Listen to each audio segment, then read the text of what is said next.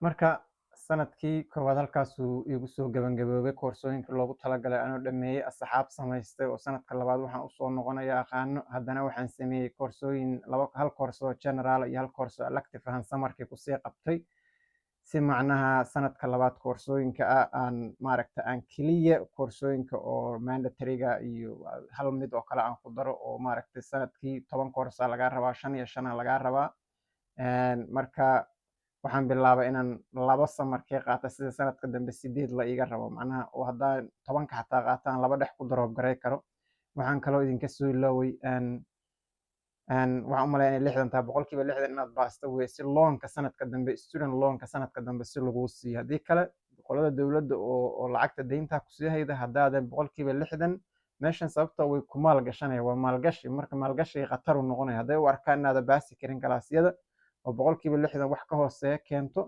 macnaha waa kaa joojiyaan sanadka dambe adaa iska bixi jamacad 8 kun ama 9 kunana qof hadda iska bixi karo lacagtaas haysta ma jiro marka dhinacaas bundooyinka culayskaas iyadana maaragtay iga saarnaa waa inaad si aad fundingka dowladda oo loonka student loonka u sii hesho waa ina oo sabka aad waana koorsooyinka ku dadaasho boqolkiiba 60 marka sanadkii koowaad macnaha celceliskayga 75 uba dhaafayba ma waa qaybtaas waa ka gudbay dad maaragtay ila bilaabay asxaabaan ahayna sanadkaas aan ka gudbin oo ay noqotay inay maaragtay koorsooyin markiskooda lagu soo dhisayo sanadka dambe qaataan oo jeebkooda ka bixiyaan marmarka qaar waxay ku galayaan academic preparation wax la yiraahdo ay ku galayaan oo sanad dana off lagaa dhigaa kadib aad maaragtay lagu soo deeyaa marmarka qaar in adigu koorsooyin jeebkaaga inta ka bixido bundooyinkaaga kor usoo qaaday kaa rabaan markaas kadib oo la tuso unbay kuu soo deeyahayaan marka qaybtaasna ii sheeg sanadkii koowaad iyadana waa ka badbaado markiskii loogu talagalay waa keenay oo sabkiina hore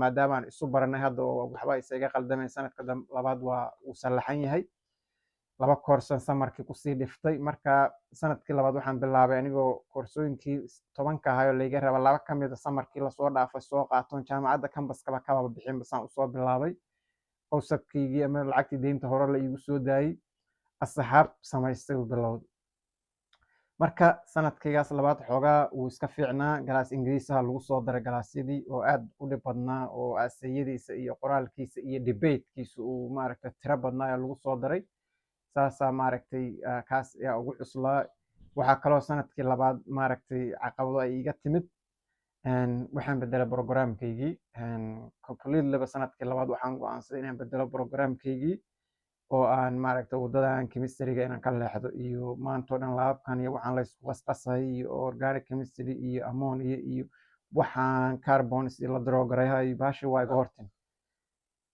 marka officekii tagana waxay leeyihin markiskaaga waa wada fiican yahay chemistrygaga wuu sarreeya waa ku fiican tahay maadadan intaa uga socotaa laakiin aniga baashi waa iga hortin marka sanadkaas labaadan waxaan u bedeshay wax la yiraahdo psychology marka culayska meeshan ka imaha waxa waaye koorsooyin mandatory oo badana markaan soo baxayo maadaama kii hore mandatorygiisa uu program kala ahaa inaan on time ku graduate gareena waa rabaa oona sanadka aanan dib u dhicinna waa rabaa marka waxaan sameeyey isaga haddana inaan samarada kusii qabtaan bilaabay koorsooyinkii chemistriyadii culcuslaayo aan soo qaatan inaan general ahaan u bedesho oo aysan iga lumin aan bilaabay biologyga iyo xisaabta iyo isagama psychologyga waa u ahayd mandatory waa ii shaqeeyeen kuwaas laakiin dhowr course oo iga khasaari lahaa general u bedeshay psychology u bedeshay psychology waxaa la yiraahdaa fahamka xanuunada madaxa ku dhaca marka waxaan isku diyaariyey marka inaan aan barto xanuunada maaragtay mental illnesska loo yaqaano inaan bartaan isku diyaariyey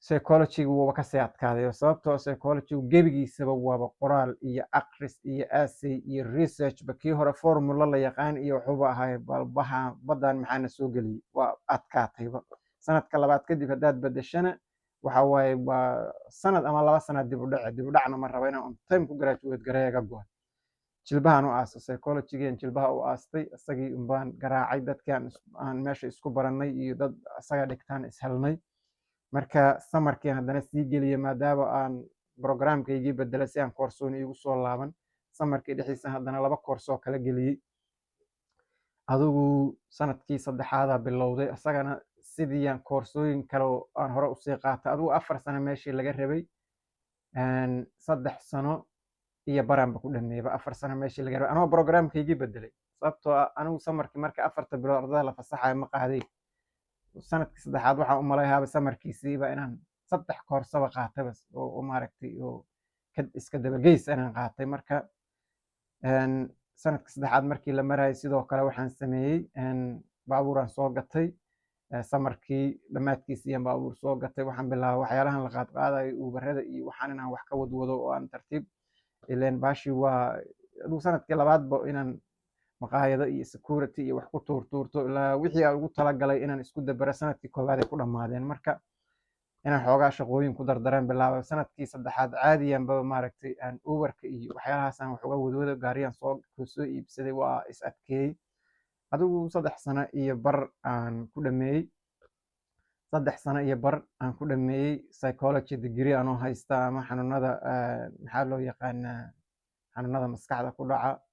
cilmi nafsiya lagu yirahdaa af Soomaali, ereygaasaan raadaya. cilmi nafsiya lagu yirahdaa anoo bartay. cilmi nafsigaas marka barashadiisa laftiisu way adag tahay. waxyaalaha adkayha adiga laftaada stress noqoyd marmarka qaar depressionkii iyo wixii laga sheekeeyay adaaba is diagnose gareeyo self diagnosis ku sameeyay goyska. caqabadiisa iyo faa'iidadiisa waa leeyahay. marka kaasaan ku graduate gareeyey. markaan graduate gareeyey waxaan bilaabay inaan resume-gayga aan meelo u dirdirsado ileen clinical psychologist aan rabaa inaan noqdo. clinical psychologist waa master degree. si aad u noqoto waa inaad 1 sano kasoo shaqaydaa.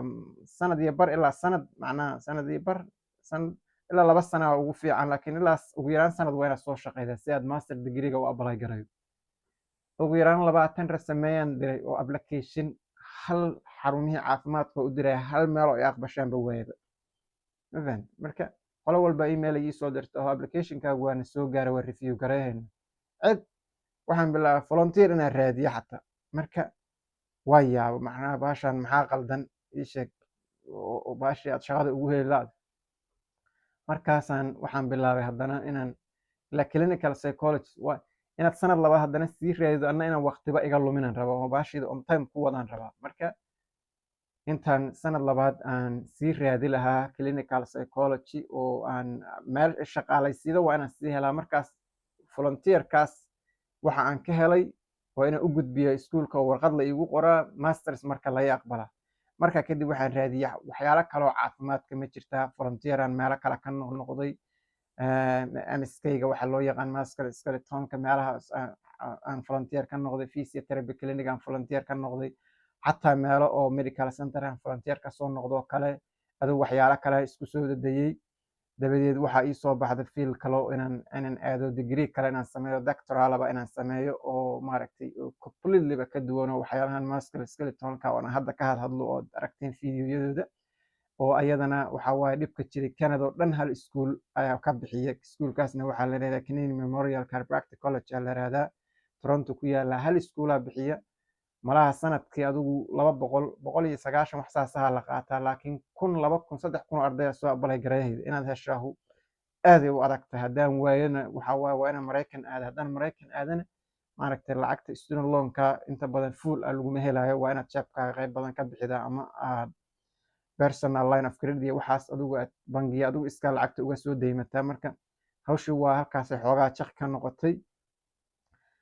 fideoga qaybtiisa kale aan maaragtay aan usii gudbi doonaa, aan uga hadli doonaa iskuulkii iyo inaan apply gareeyey iyo volunteer meelo kale ka soo helay iyo iskuulkaas wixii aan kala kulmay oo aan doctorka markii dambe ka diyaarayay iyo meesha aan u maray iyo hawlihiisii iyo sidoo asaga admissionka aan uga helay. fideoga dambe aan uga hadli doonaa.